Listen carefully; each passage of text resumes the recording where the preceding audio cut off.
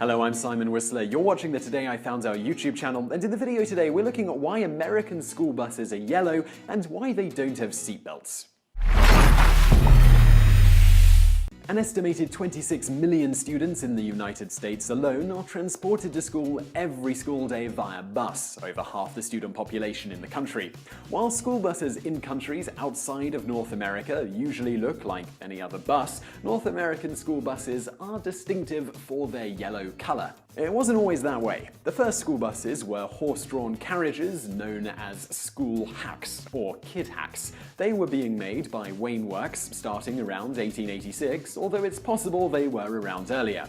However, you probably wouldn't see teams of school hacks in every American town. Many children had to rely on walking uphill both ways through a snowstorm, farm wagons, or sledges to get to school. In 1914, with the popularity of automobiles rising, Wayne Works moved on to automobile chassis, allowing eager students to get to school faster.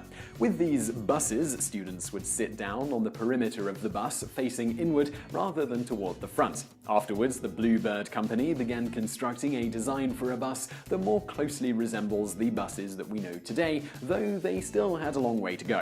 In the 1930s, school buses underwent a series of standardizations. Before this time, school buses were mostly vehicles that had been repurposed as a mode of transportation for a number of students to and from school. A California top design, the rounded roof of the bus, patented by Gillick Brothers, was widely used, but parents were still worried about school bus safety, and there was an interest in standardizing the way that children got to and from school. In 1939, Dr. Frank Sear rose to the occasion and organized a conference at the University of Manhattan in order to develop school bus standards. Prior to this, he had traveled the country observing the various types of school buses in use and safety precautions that they used, if any. The conference was funded by a $5,000 grant, about $81,571 today, from the Rockefeller Foundation, and attracted transportation officials from all 48 states in the Union at the time. The result of the conference was 44 national standards for school buses being developed. One of these standards was school buses should be National School Bus Glossy Yellow. Initially called National School Bus Chrome, the color was chosen because of its attention-grabbing qualities. It gets noticed faster than any other color. For instance, in one's peripheral vision, studies have shown that humans notice the color yellow 1.24 times faster than another eye-catching color, red.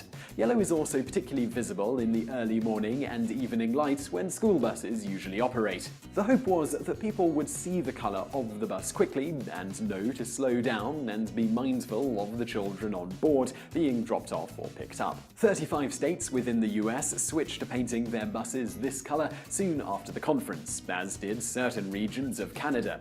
But it wasn't until 1974 that all school buses in the United States were painted this color. While the standards are tweaked from time to time, the color of the buses isn't likely to be one of those things changed anytime soon, according to Bob Riley, the executive director of the National Association of State Directors of Pupil Transportation Services.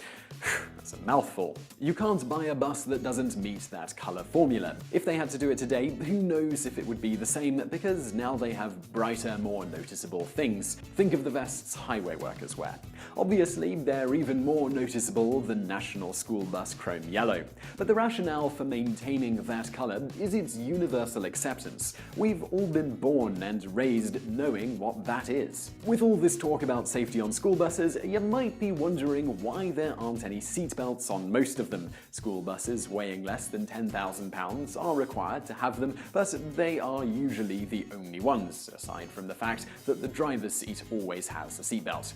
In a nutshell, the reason school buses don't have seatbelts is cost. The fact that school buses are already amazingly safe, and research to date has shown that adding seatbelts doesn't actually make school buses definitively safer, and in some scenarios actually increases risk of injury to the child. For alternate safety measures, the intentionally closely spaced seats, the bane of the knees of tall students, are extremely shock absorbent and able to protect children effectively enough, according to studies studies by the National Transportation Safety Board and National Academy of Sciences. Essentially, the seat design and spacing more or less functions as a protective envelope around the child. School buses are also some of the largest vehicles on the road, and they aren't typically driven very fast, further helping to make them safe without seatbelts. Of course, the seats won't do much if the bus tips over on its side, but it would cost an estimated $800 million to outfit every school bus in the US with seatbelts,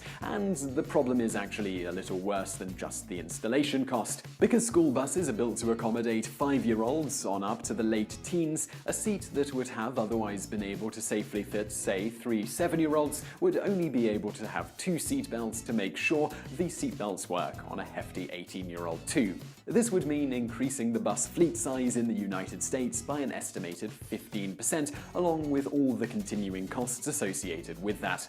If cost were the only factor, it still might get pushed through, as "think of the children" is every politician's favorite expression for getting expensive things done, whether the thing proposed is a good idea or not. In this case, they could even trim off most of the upfront cost by simply requiring that all new school buses have seatbelts. Then, over the decades, seatbeltless buses would naturally be phased out. The new buses would cost a titch more due to adding seatbelts, and you'll still have the extra costs from needing more buses, but close to $800 million in savings is nothing to sniff at.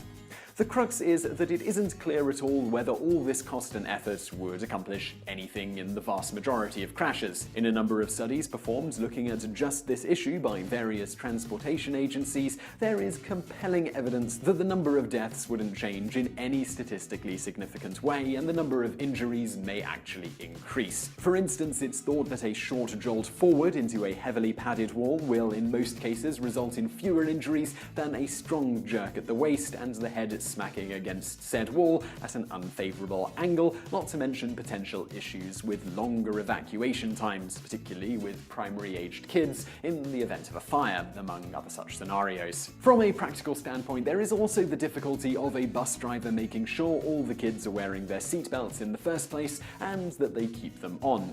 The bus driver would also need to verify that the kids are wearing the seatbelts correctly at all times. Incorrectly worn seatbelts pose a definite injury risk in an accident. Beyond this slowing down transportation times, it's generally considered better that the bus driver is spending the majority of their time paying attention to the road instead. In the end, as the National Highway Traffic Safety Administration noted with their research on the seatbelt issue going all the way back to 1987, all evidence points to the fact that there is little, if any, benefit to adding seatbelts to large school buses. The National Association for People Transportation, the National School Transportation Association, and the National Association of State Directors and Public Transportation Services all concur with this assessment based on their own research. Instead, they all prefer to create egg carton safety envelopes that require the child to do nothing but stay in their seating area to keep them safe. It seems to be working. Despite being the #1 way kids in the United States are transported to and from school, only about 6 students die per year in bus crashes in the US, out of a total of about 26 million children transported throughout the school year.